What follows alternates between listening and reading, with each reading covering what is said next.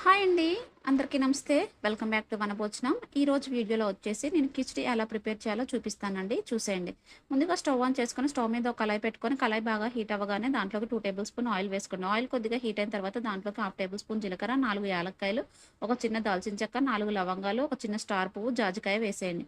ఇవి కొద్దిగా వేగిపోయిన తర్వాత దాంట్లోకి పచ్చిమిర్చి, ఆనియన్ వేసేయండి. ఇవి కొద్దిగా పచ్చివాసన పోయిన తర్వాత అల్లం వెల్లిగడ్డ పేస్ట్ వేసేసి కొద్దిగా వేగిపోయిన తర్వాత క్యారెట్ అండ్ క్యాప్సికమ్ వేసేసి ఒకసారి కలిపేసి 2 మినిట్స్ ఉడకనిచ్చేసిన తర్వాత దాంట్లోకి పచ్చని పప్పు వేసేయండి. పచ్చని పప్పు కొద్దిగా వేగిపోయిన తర్వాత దాంట్లోకి టమాటాలు, ఆలుగడ్డ వేసేయండి.